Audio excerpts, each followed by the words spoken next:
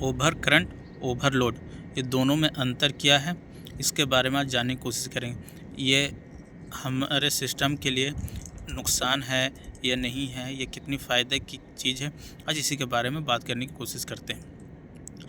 आज बात करते हैं कि ओवरलोड होता क्या है, ये इसका कारण क्या है ओवरलोड होने का। तो पहले हम ये जानने की कोशिश करेंगे कि जो हमारी जो मोटर है वो किस पर्पज़ के लिए लगाई गई है। मैकेनिकल लोड उठाने के लिए लगाई गई है, या फिर पंप मोटर है, या किस तरह का भी हो सकती है मोटर।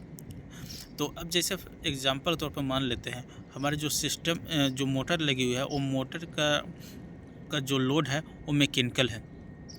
तो मैकेनिकल सिस्टम तरफ से भी लोड बढ़ सकती है। जैसे कन्वेयर बेल्ट हो गई, तो उस पे लोड जो है वो ज़्यादा डाल देगी, कन्वेयर बेल्ट पे लोड ज़्यादा आ जाएगी, तो मोटर पर भी उसका इफ़ेक्ट पड़ता है, वो ओवरलोड के कंडीशन में आता है। ओवरलोड होगा जब उसमें एम्पियर जो होती है वो बढ़ जाती है।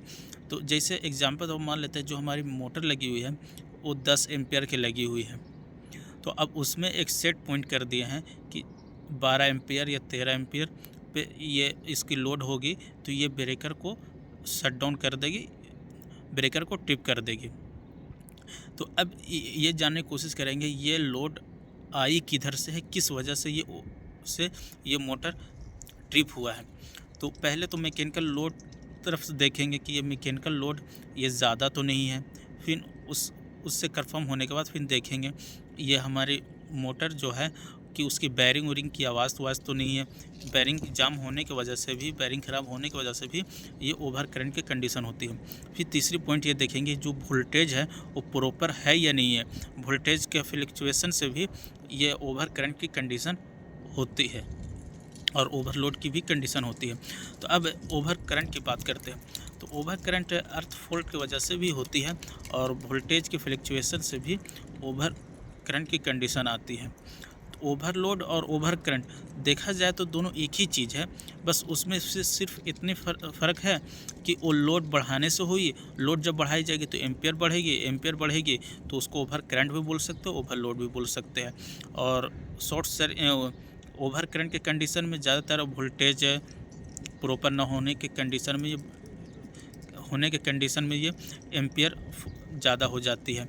और दूसरा अर्थ फॉल्ट होने के कारण भी ओवर करंट की कंडीशन होती है। जब ओवर करंट होती है तो ऐसा नहीं होता है कि अचानक ज़्यादा बढ़ जाती है।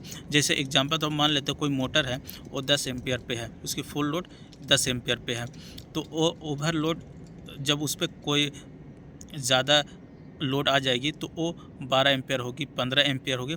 अचानक 100 गुना, 200 गुना या फिर 1000 एम्पियर, 100 एम्पियर नहीं होती है।